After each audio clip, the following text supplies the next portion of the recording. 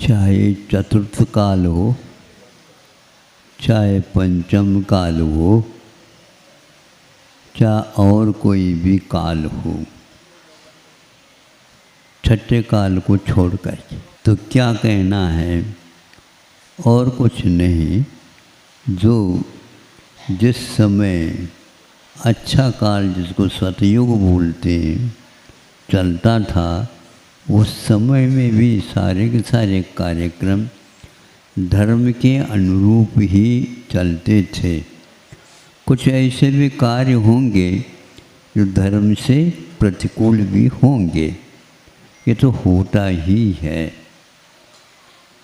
तो एक उदाहरण देना चाहूँगा, उस समय में भी युद्ध होते थे और इस समय में भी युद्ध हो रहे हैं। ये तो इसका तो युग का एक यूँ कहना चाहिए जैसे कर्तव्य हो गया। युद्ध के बिना सही क्या है गलत क्या है इसका निर्णय नहीं हो सकता। अब अपने अपने कुवत के अनुसार युद्ध करेंगे। किसी के पास सेना ज़्यादा भी रह सकती, किसी के पास कम भी रह सकती, किसी के पास शस्त्रास्त्र अच्छा बहुमूल्य के भी हैं, किसी के पास कम भी है। अब देखो, जब लड़ाई चालू हो गई,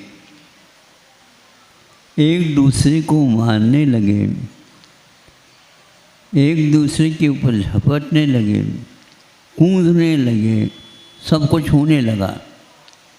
उसी बीच में ध्यान देने की बात है, 2-3 मानव व्यक्ति गिर गए, लौहान हो गए, उठना मुश्किल हो रहा है। इस दृश्य को देख करके भागता हुआ इधर से एक व्यक्ति आया और देखा, और उसके लिए दवाई दारू, पट्टी, मरहम पट्टी आदि जो प्राथमिक उपचार है, उस रणांगन में भी उपचार होता था। सुन रहे हो आप लोग? हाँ तो कहो। कहलाना पड़ता है ताकि संस्कार पड़ तो जाए धर्म का कम से कम। अब वह देखता है, देख करके दोनों को मालूम पट्टी कर दिया। इधर से एक आया है दूसरा, उसने भी मरहम पट्टी कर दी। दूसरे से जो आया है वह मान लीजिए विपक्ष का है, और यह पक्ष का सैनिक है। विपक्ष वाले डॉक्टर पक्ष वाले की, इस पक्ष वाले की दवाई दारू कैसे करेगा? इससे कोई भी वहाँ पर प्रयोजन नहीं है। डॉक्टर यदि है तो चाहे वह पाकिस्तान का हो चाहे भारत का हो, सैनिक या पाकिस्तान का हो या भारत का हो, चिकित्सा करना, चिकित्सा देना ये हमारा कर्तव्य।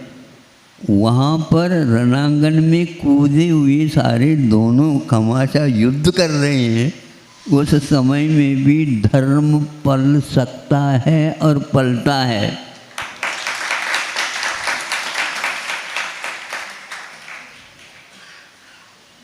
किंतु ये सब को होते हुए भी अनीतिपरक कार्य भी होते हैं। उस सेना में भले ही हो, लेकिन डॉक्टरों में कभी भी नहीं होगा। इसको बोलते हैं धर्म। अब रणांगन में भी धर्म पाला जा सकता है, तो आप लोगों को कम से कम अपने आंगन में बैठ तो करो।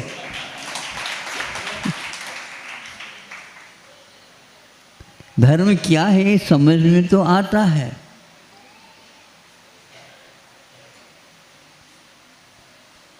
इस बात को लेकर के हम सोचते हैं कि धर्म अलग वस्तु है, कर्तव्य का नाम है। लेकिन कुछ अनीतिपरक युद्ध भी करने वाले सेना होती है। द्रोणाचार्य ने सुना पांडवों की तरफ से जो योद्धा था उसको कैसे युद्ध के साथ साथ नहीं किंतु अनीति पूर्वक मार डाला। तो इसका बदला तो लेना है अब। अनीति पूर्वक क्यों? जब दोनों के लिए ही नीति बांध दी गई है तो अनीति पूर्वक क्यों? दिन में ही युद्ध होगा, रात में नहीं। आज रात में ही होता है, दिन में विश्राम होता है। अब हम क्या करें? कुछ विश्राम लेकर के हो जाए तो नहीं। आज 18 महीने से चल रहा है युद्ध। अब बोलो आप। इसी बीच में भारत भी है। भारत युद्ध में तो भाग लेगा नहीं। जिन्होंने युद्ध चालू किया है उनको समझाने के लिए कई अच्छे राष्ट्र भी भारत को प्रेरित किया जा रहा है। यह युद्ध को रोकने के लिए है। और इस कुछ लोग शस्त्रास्त्र बहुत मात्रा में देने भी चालू है कार्यक्रम। व्यापार तो रोकेंगे कैसे? ये क्या है? थोड़ा सोचना चाहिए। व्यापार होते हुए भी दूसरे का जीवन ही समाप्त हो रहा है अनीतिपूर्वक, उसके लिए मदद करना ये धर्म है। व्यापार करना धर्म नहीं माना जाता, लेकिन कर रहे हैं क्योंकि संधि का अवसर का उपयोग करना। तो इधर से भी चालू हो गया, तो इधर से तो यह एक समय देखा और अश्वत्थामा मृतो, यही है, नरोवा कुंजरोवा, कुंजरोवा नरोवा। ये क्या है? ये कविता का टोन है। कविता में टोन के साथ काम चलता। वहाँ पर उन्होंने कहा, मार दिया उनको, अश्वत्थामा को। यह अश्वत्थामा दो के नाम, एक हाथी का भी नाम है और एक व्यक्ति का भी नाम है। कौन मरा? हाथी मरा नहीं, दोनों को नाम लिया जा रहा है। अश्वत्थामा मृतो अश्वत्थामा नरोवा कुंजरोवा। कुंजर मैंने हाथी होता है। नर का मतलब प्रसिद्ध है। क्योंकि यह अनीति क्यों अपनानी पड़ी? यह अनीति नहीं, ये जिसने गलती की है उसके लिए सही दिशा का एक प्रयोग है। और किसके द्वारा किया गया था? ये नारायण।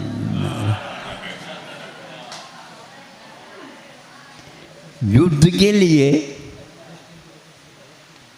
सेना तो नहीं रखी है, किंतु पूरी सेना कौरवों के लिए दे दी। और पांडवों के लिए बिना सेना तुम 5 हो, लड़ो। और इन्होंने उस अश्वत्थामा को मारने के लिए प्रयोग किया। इसमें 5 पांडव नहीं है, लेकिन उस तरफ का कार्य हो गया। इसी प्रकार कई ऐसे अवसर हैं। अब भरत चक्रवर्ती के बारे में कहूँ, नीति निपुण और घर में वैरागी। जब 3 युद्धों में, धर्म युद्ध हैं, युद्धों में हार गया, अब तो कम से कम क्षायक सम्यक दर्शन का उपयोग तो करना चाहिए। घर में वैरागी, वैरागी शब्द 2 शब्दों से बना है, वै और रागी। वही मैंने निश्चय न, वही मैंने निश्चय होता है।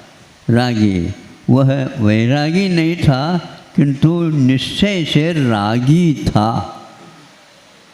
इसलिए 3 धर्म युद्धों में हारने के बाद भी युग के आदि में 4था युद्ध और कर दिया उसने, जो रखा नहीं गया था, अनीतिपूर्वक माना जाएगा, जो चक्र चलाया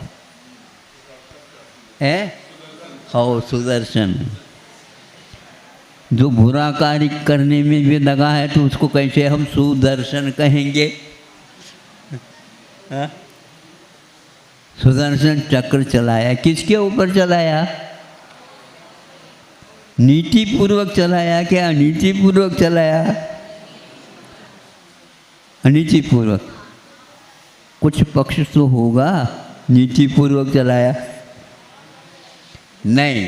3 युद्धों में हार गया तो हार स्वीकार कर लेना चाहिए था, किंतु जब चक्र चलाया, जाकर के बाहुबली की 3 परिक्रमा करके वह चक्र पुनः जाकर के भरत चक्रवर्ती के सामने खड़ा हो गया। काम नहीं किया। पुराण ग्रंथों में तो ये लिखा है कि आज तक सुदर्शन चक्र नाकाम नहीं हुआ, काम में आता है। लेकिन यहाँ पर अनीति के स्थान पर वह भी नीति को नहीं भूल सकता है। हाँ, ये खबर ही नहीं है भरत चक्रवर्ती को बाहुबली कौन है। बाहुबली तो अपने ही बंधु है, अपने परिवार का सदस्य है। परिवार के सदस्य के ऊपर कभी भी शस्त्रास्त्र, जो अमोघ शस्त्र काम नहीं कर सकते, ये नीति है। अब आप ही देख लो, ज़्यादा तो मैं कहना नहीं चाहता क्योंकि ज़्यादा वर्षा हो रही है।